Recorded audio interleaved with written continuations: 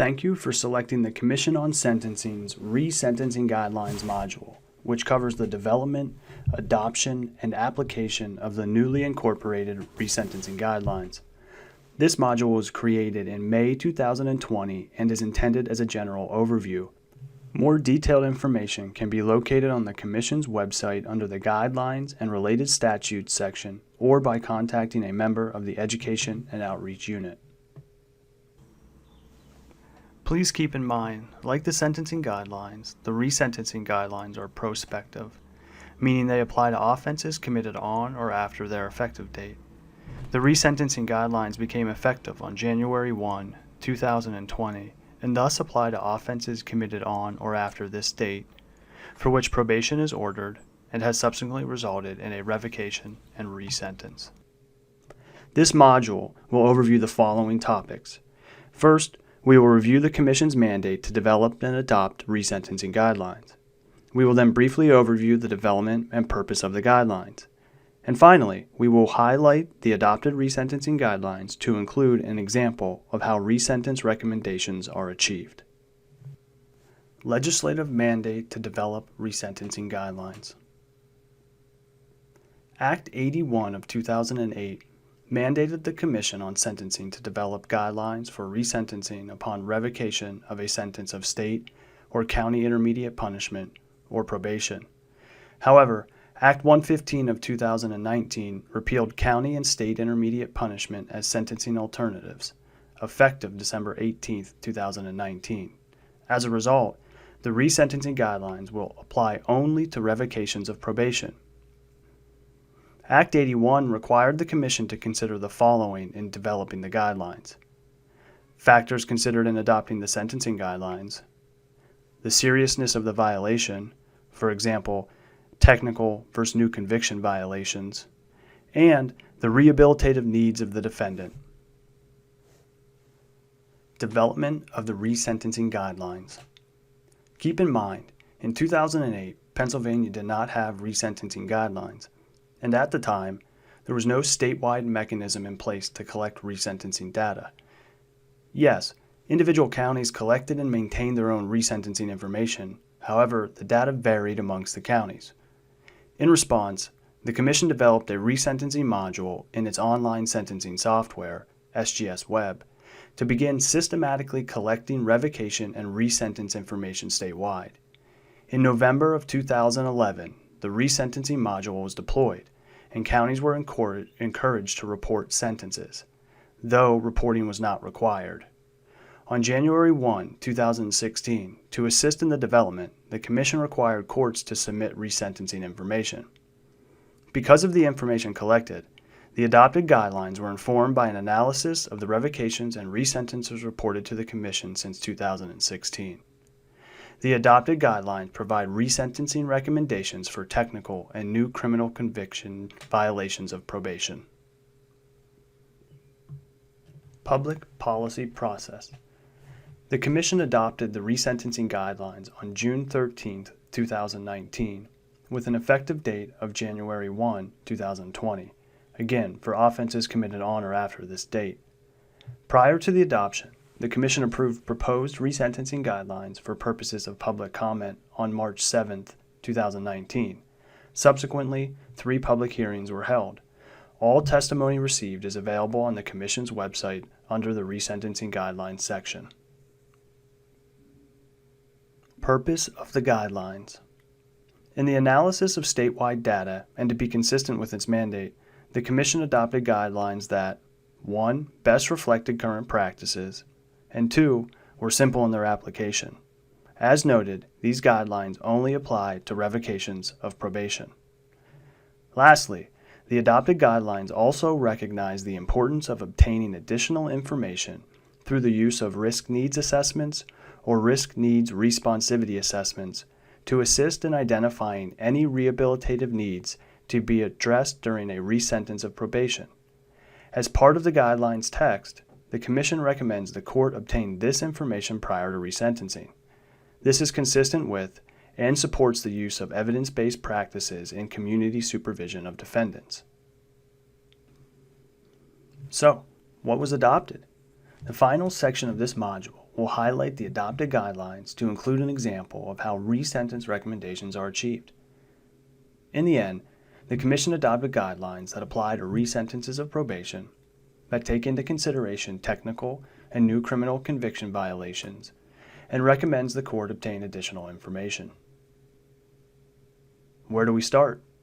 To best illustrate how the guidelines work, our example will include an offense that is assigned an offense gravity score of 4 and a defendant with a prior record score of 0.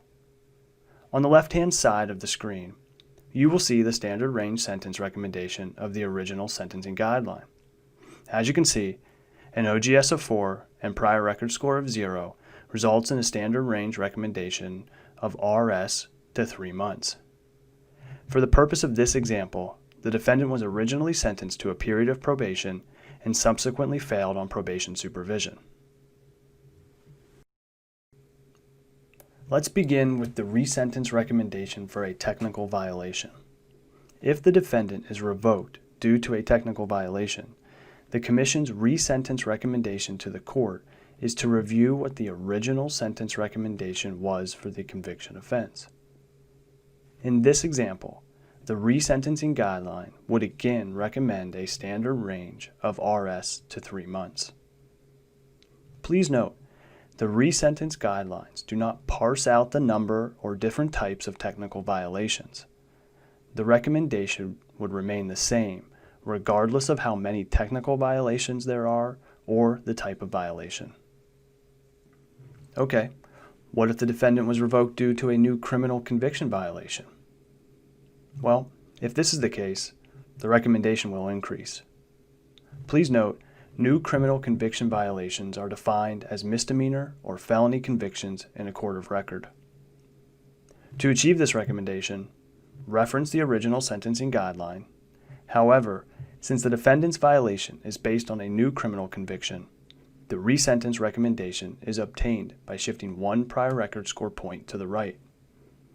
So, an OGS 4, prior record score 0, now becomes an OGS 4, prior record score 1, resulting in a resentence guideline recommendation of RS to 9. This increase in a sentence recommendation reflects the notion that committing a new offense while under supervision of the court is more serious than a technical violation, in most instances. This shift in prior record score has a few caveats. 1, it is a point-based shift and only applies to the numeric categories of the prior record score. For example, prior record score 0 becomes prior record score 1, prior record score 2 would become prior record score 3, and so on. That said, if the defendant has a prior record score of 5, it remains a 5. They do not cross into the special categories of RFEL or REVOC. Also, the addition of a prior record score point is merely a mechanism to create an increased recommendation, and it is not added to the defendant's prior record score for the new criminal conviction, which is the underlying violation. But wait, defendants often have both technical and new criminal conviction violations. What now?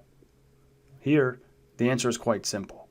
Consistent with the guidelines generally, the highest of the recommendations would be used. For our example, you would use the resentence recommendation of RS to 9. It is important to keep in mind a few other pieces of information related to the resentencing guidelines. First, as part of Act 115, with the repeal of the sentencing alternatives of county and state intermediate punishment, these resentencing guidelines apply only to probation and probation with restrictive conditions. Also, the resentencing guidelines apply to split sentences of consecutive probation. With that said, please reference the Modification or Revocation of Order of Probation Statute, Title 42, Section 9771, where it discusses the court may take into account the time served under the original sentence. Generating resentencing guidelines. Hopefully the information provided is helpful and highlights what we believe to be a straightforward application of the policy. To assist users in the generation of resentencing guideline forms, the Commission will expand its resentencing module in SGS Web to accommodate the need to generate forms for the court. Keep in mind, It is best practice to make use of SGS Web throughout the court process, and it is a requirement of the guidelines to fully submit all sentencing and resentencing information. Additionally, the Education and Outreach Unit will be developing supplementary online modules and quick guides to assist users in understanding the steps necessary to generate resentencing guideline forms, so stay tuned. In summary, we have covered resentencing guidelines for revocations of probation, which became effective January 1, 2020, and applies to offenses committed on or after this date. As with all of the Commission's trainings and seminars, we value your feedback. Please feel free to submit comments or questions related to this module via email to Ryan S. Myers, Manager of Education and Outreach. Contact information for Ryan, as well as members of the Education and Outreach Unit, can be found as part of this module or by visiting the Commission's website at pasentencing.us.